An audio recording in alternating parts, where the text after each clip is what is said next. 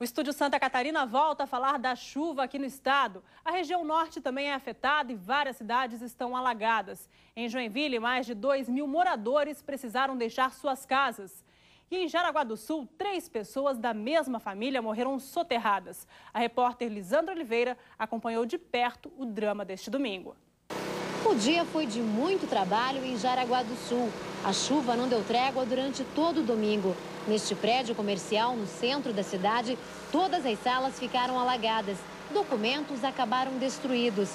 Nesta loja de materiais de construção, os produtos ficaram cobertos de lama. O nível de água chegou a 80 centímetros de altura. Para esta família, a chuva trouxe muito mais do que prejuízo. Provocou a morte de uma mulher e das filhas dela que moravam nesta casa no bairro Tifa Martins. A família dormia na casa quando a terra começou a ceder. O marido pulou pela janela, mas a mulher e as 2 filhas não conseguiram sair a tempo. Silvana Cleide Martins, de 29 anos, e as filhas Bruna Thaís Mansky, de 8 anos, e Maria Eduarda Mansky, de 3, morreram soterradas.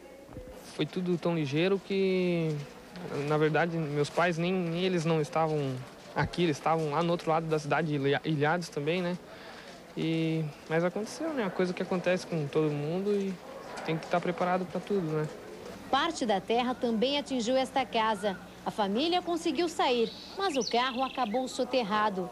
A situação foi pior nesta rua no bairro Jaraguá Esquerdo. Um deslizamento de terra provocou o desabamento de 5 casas. Só deu tempo de sair e já começou a descer a casa. E mais nada. Não deu para tirar nada? Não. Segundo o Corpo de Bombeiros, cerca de 200 famílias foram atingidas pelos alagamentos e desbarrancamentos em Jaraguá do Sul. Em Joinville, quase 2.000 famílias estão desalojadas e cerca de 350 desabrigadas. Nos bairros Morro do Meio e Jativoca, ruas e casas continuam alagadas. Os moradores só conseguem passar pela rua com a ajuda de barcos. A prefeitura deve decretar situação de emergência nesta segunda-feira. Já em Itapuá, cerca de 80% dos moradores estão sem energia elétrica.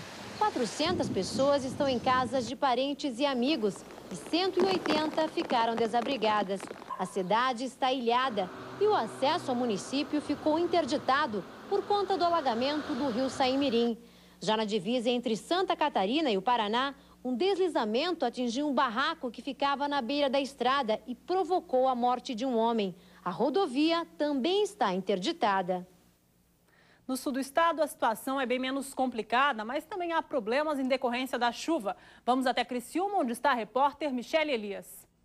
A maior atenção aqui no sul do estado é com o nível do rio Araranguá. Ele está sendo monitorado a todo momento e o município está de sobreaviso. O grande volume de água no rio São Bento fez ceder novamente o pontilhão provisório que liga Rio Cedro Alto a Vila Maria. As famílias que até o meio da tarde deste domingo estavam isoladas já podem fazer a travessia. Técnicos da Secretaria de Obras finalizaram os reparos necessários e o problema foi solucionado. Em Criciúma, este barranco de 10 metros de altura desmoronou, destruindo parte da estrutura desta casa. A Defesa Civil isolou o local e a moradora, uma senhora de 60 anos, precisou deixar a casa. A Defesa Civil pede que os moradores das casas vizinhas fiquem atentos. Há risco de novos deslizamentos. Em Jacinto Machado, uma ponte pêncil de madeira será construída ao lado da ponte de concreto, que cedeu. O município decretou situação de emergência. A obra, que vai beneficiar apenas os pedestres, ainda não tem prazo para ser iniciada. Cerca de 40% da população está praticamente isolada. Já o município de Laguna decretou situação de emergência por 30 dias. A malha viária e o pontilhão foram atingidos. Em Imbituba, a Defesa Civil já registra um número de 8 desabrigados. Camille. Agora vamos ver como está a situação das estradas pelo estado. Cíntia Capri. Pelo menos 5 rodovias federais e mais de 10 estaduais estão comprometidas em Santa Catarina. Houve queda de barreiras em muitos pontos e em outros a água invade a pista, o que atrapalha o trânsito dos veículos. Em Gaspar, a BR-470 está parada. A explosão de um gasoduto pode ter provocado buraco no asfalto. Entre os municípios de Gaspar e Brusque, na SC-411, quedas de barreira atrapalham o trânsito. Na SC 438, perto da Serra do Rio do Rastro, mais uma queda de barreira. Na SC 401, em Florianópolis, um caminhão foi atingido por um desmoronamento de terra. O motorista escapou com vida. Outros veículos podem estar soterrados. O Corpo de Bombeiros tem dificuldade para trabalhar no local porque o risco de desabamento é constante, como mostra essa imagem. O trânsito está sendo desviado pelo bairro Cacupé e, por enquanto, não é possível dizer quando a pista será liberada. No trecho já duplicado da BR-101, no norte do estado, também houve queda de barreira. Desde as 10 horas da noite de sábado, um deslizamento de terra na BR-101, no trecho do Morro dos Cavalos, interditou o trânsito. Uma rocha de cerca de 2 toneladas ocupa praticamente toda a pista e não há previsão de quando será removida. Depois de parar a chuva, é que os trabalhos de remoção dessa terra a gente vai poder começar a fazer. O trânsito foi desviado por dentro da comunidade de Enseada do Brito, em Palhoça. O pessoal que usa 101 aí vai atrasar muito, né? Até tirar todo esse entulho daí. De Palhoça até Tijuca são pelo menos 10 deslizamentos de terra. Neste local, a água invadiu as pastagens e os animais fugiram pela rodovia. No sentido norte-sul, parte da BR-101 em Tijucas foi inundada e está interrompida. Ainda na BR-101, em Porto Belo e em Pissarras, o trânsito foi interditado no sentido norte-sul e em meia pista no sentido contrário. No Morro do Boi, em Balneário Camboriú, a pista está fechada no sentido norte-sul. A BR-280 entre Jaraguá do Sul e Guaramirim e a BR-376 na divisa de Santa Catarina com o Paraná estão com o tráfego totalmente interrompido. Trânsito interrompido também nas SCs 474, que liga Blumenau a Guaramirim, 416, que liga Jaraguá do Sul a Pomerode e 418, que liga Pomerode a Blumenau. E também na SC 377, que liga Blumenau a Timbó.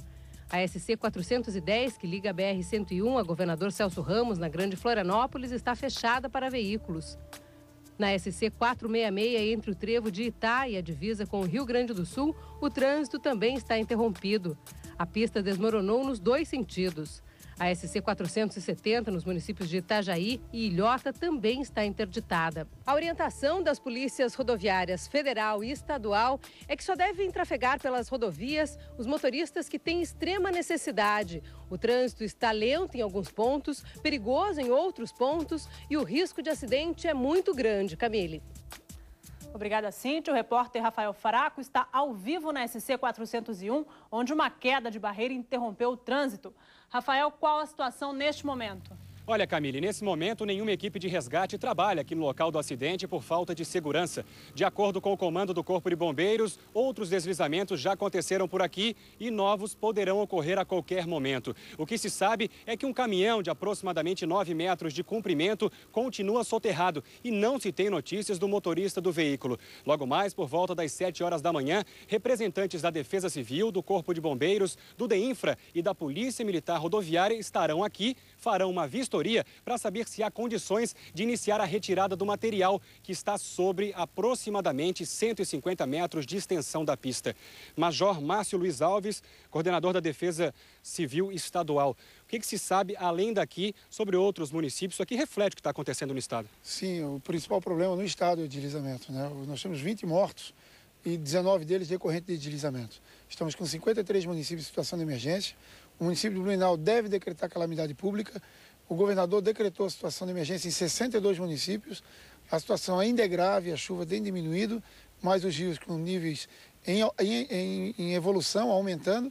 Então, a situação é ainda bastante grave e amanhã devemos ter reforço por parte das Forças Armadas, principalmente pela Aeronáutica. Essa informação sobre Blumenau é a informação mais recente que se tem, é uma informação que chama muita atenção, calamidade pública? Sim, até porque Blumenau tem uma estrutura muito forte de defesa civil. Hoje o diretor de defesa civil do município nos consultou, nós conversamos sobre a possibilidade e realmente a situação em Blumenau é de calamidade pública. É o último estágio que se tem? Sim, é o último estágio de reconhecimento do poder público de uma situação anormal que supere a capacidade de resposta do município. Além de Blumenau, regiões ou cidades próximas a Blumenau, aí no Vale, outros pontos mais críticos do estado nesse momento? Bom, todo o Vale do Itajaí é uma situação bastante crítica. Na Foz nós temos aí o problema de Balneário Camboriú, temos o problema de Brusque e Gaspar, são municípios bastante atingidos e os danos e os resultados são bastante negativos para aquela comunidade. As orientações são muitas, né? Quais as principais delas? Bom, todas as recomendações dadas até o momento permanecem. Evitar que as pessoas usem as rodovias,